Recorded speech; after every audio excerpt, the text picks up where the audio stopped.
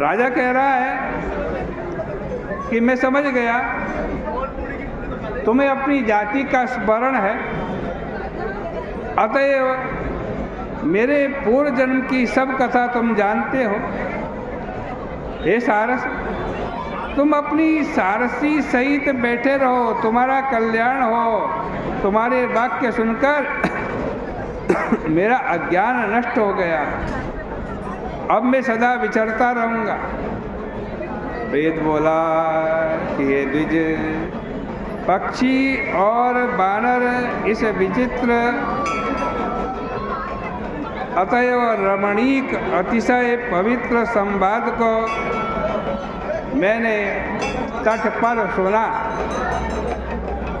तो मुझे भी ज्ञान का लाभ हो गया, अतएव मेरा भी शोक नष्ट हो गया। गंगा जी के परम अद्भुत जल के महात्म को देखकर हे द्विजराज, तुमसे मैं गंगा जल मांगता हूँ, केवल गंगा जल मांगता हूँ। मुझे तीव्र दुख सता रहा, अतएव प्रेत योनि से तरने की मेरी कामना है। हे द्विज, इसी पर्वत के ऊपर मैंने गंगा जल के परम आश्चर्य का अवलोकन किया। इसी हेतु मैं गंगा जल का पान करना चाहता हूँ। मुझे अपने गगरी में जो गंगा जल भरा हुआ है वो गंगा जल दे दीजिए, मेरी रक्षा कीजिए।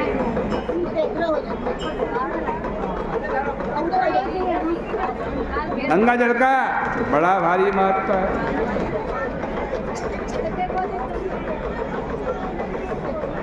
गंगा तोयस यथावद्धि पातुमिच्छामि तज्जलम परियात्रोद्भवः कोऽपि ब्राह्मणो गामयाजक। बता रहे हैं गंगा जी का महत्व, उसी कथा बता रहे हैं। एक ब्राह्मण था, वो यज्ञ करता था और यज्ञ करते भी ये नहीं देखता था कि किसको यज्ञ कराना है, किसको नहीं कराना। सतपात्र हो उसको भी कराता और कुपात्र हो उसको भी कराता।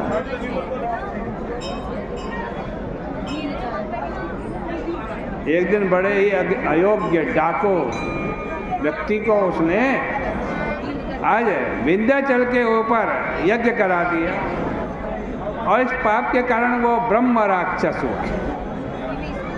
हमारी संगति के अनुरोध से वो 8 वर्ष पर्यंत स्थित रहा। हे द्विजराज, उसके पुत्र ने उसकी अस्थि का संचय किया और उन्हें ले जाकर उसने निर्बल कंखल तीर्थ, यहीं पर समीप में कंखल का तीर्थ है, उस कंखल तीर्थ में गंगा जल में मिला दिया।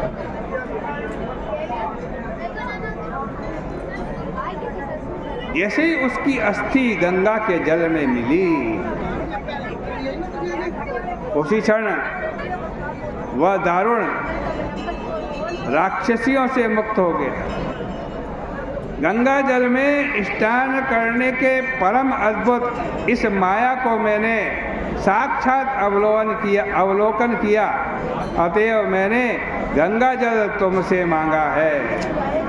मैंने प्रथम तीर्थों के ऊपर जो बड़े बड़े दान लिए और जप तप आदि करके उन दानों का कोई प्रतिकार नहीं किया, केवल दान लेता था, न जप करता था, न तप करता था, न गायत्री मंत्र बोलता था, न पूजा, न पाठ, न संध्या, दान लेता था केवल। इसीलिए मुझे प्रेत की योनि मिली है। इसमें मुझे भोजन और जल तक की प्राप्ति नहीं होती। इस विंध्याचल के ऊपर हजारों वर्ष बीत गए हैं। भारी लज्जा परित्याग पूर्वक मैंने यह सब वृत्तांत आपके प्रति वर्णन किया। हे धर्मात्मा, अब तुम्हारी गगरी में जो गंगा जल है वो शीघ्र मुझे दे दीजिए, शीघ्र मुझे दे दीजिए। मेरे कंठगत प्राणों को तृप्त करो। प्राणियों को प्रेत योनि में जीवित रहना बड़ा दुर्लभ है। मनुष्य अपने शरीर की तो सदा और सर्वथा रक्षा किया करते हैं। जो कुष्ठ आदि रोगों से पीड़ित हैं वे भी शरीर छोड़ना नहीं चाहते। प्रेत के ऐसे वचन सुनकर उस पथिक को अत्यंत विस्मय हुआ और वह उसके ऊपर कृपा करके चिंता करने लगा। लोक में पाप पुण्य का आज प्रत्यक्ष फल देखा जाता। देवता, राक्षस, मनुष्य, तिर्यक योनि, कीड़े मकोड़े इत्यादि अनेक योनि में जन्म लेना, अनेक व्याधियों से पीड़ित होना, बालक अथवा वृद्धों का मरण होना, अंधा तथा कुबड़ा होना, ऐश्वर्य अथवा दरिद्रता, पांडित्य अथवा मूर्खता, अन्यथा ये सब रचना कैसे होती? मनुष्य जैसे कर्म करता है वैसी योनि में जन्म मिलता। आज उस धर्मात्मा कामार्थी पथिक ने ये गाथा कही। इसको सुनकर प्रेत मन में दुखित होकर फिर बोला, हे पथिक, मैं समझता हूँ कि तुम धर्मज्ञों के सदृश ही हो, इसमें कोई संदेह नहीं। जैसे मेघ पपीहे को प्राण दान करता है उसी प्रकार आप भी मुझे गंगा जल देकर जीवन दान कीजिए। प्राण दान करने में अब आप वृथा विलंब न करें। तब वह पथिक आज न्यायपूर्वक बोला, सुनो प्रेत, भृगु क्षेत्र में मेरे माता पिता स्थित हैं। उन्हीं के लिए यह तीर्थराज प्रयाग से मैं जल लेकर के आया हूँ। तो उस गंगा यमुना के जल को मार्ग में तुमने मांगा। मैं नहीं जानता इस धर्म के संदेह में मेरे लिए क्या होगा। मैं बला बल का विचार कर प्रबल विधि का आचरण करूँगा। केवल वेद और धर्मशास्त्रों ही के मान से नहीं, अपितु ऋषियों तथा सब देवताओं ने प्राणियों के प्राण रक्षा को अश्वमेध आदि यज्ञों की अपेक्षा अधिक माना। यों कह करके उसे श्रेष्ठ जल दे और प्रेत की प्राण की रक्षा कर फिर वो कहने लगा कि माता पिता के लिए और पवित्र जल दोबारा प्रयागराज जाकर के लेकर के आऊँगा। शुभ धर्म प्रदान करने वाली यह विधि मुझे प्रबल प्रतीत होती है, क्योंकि बुद्धिमानों ने परोपकार की अपेक्षा अन्य सभी को अल्प माना है। परोपकार करने वाले प्राणियों ने तो अपने प्राण तक दूसरे के लिए दे दिए, और जब केवल गंगा जल देने से ही परोपकार होता है तो भला मुझे ये क्यों नहीं करना चाहिए। दधीचि ऋषि का गान किया सब धर्मों का स्वरूप और संपूर्ण धर्मज्ञों द्वारा मान्य यह श्लोक भूमि के ऊपर श्रवण गोचर होता है। केवल धन ही क्या बल्कि प्राणों तक से भी परोपकार करना कर्तव्य है, कारण कि परोपकार जनित पुण्य सैकड़ों यज्ञों के बराबर है।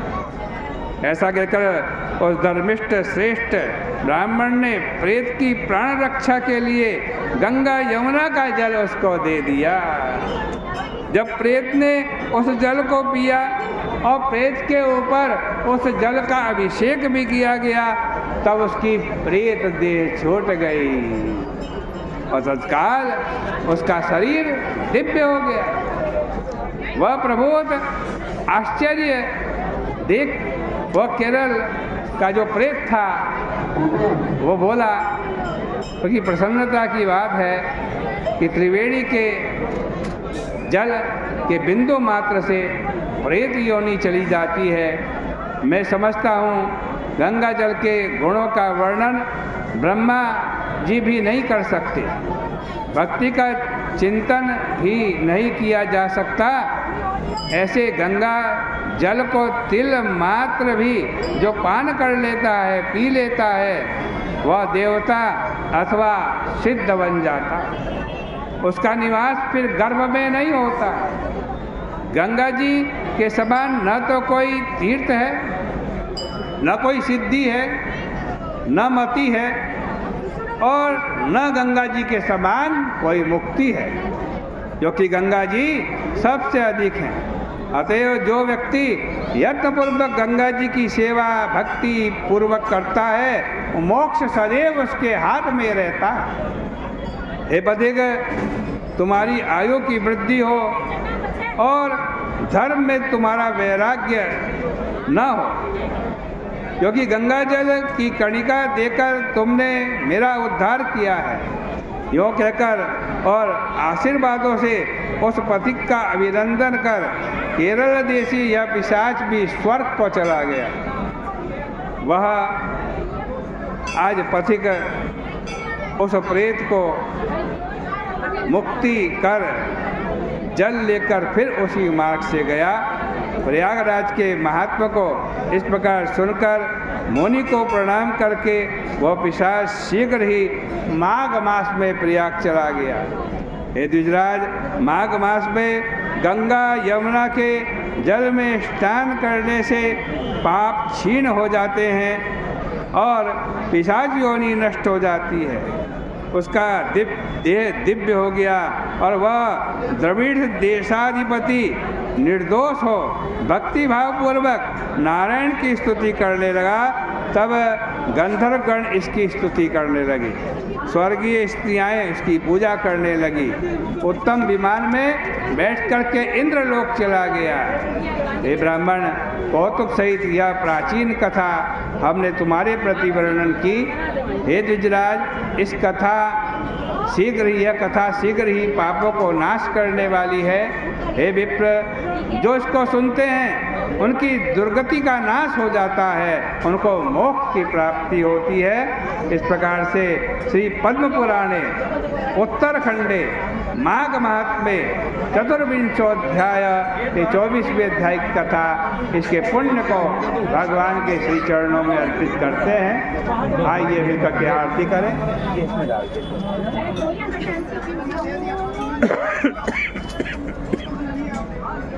उनके डाल दिए। हाँ, कोई बात।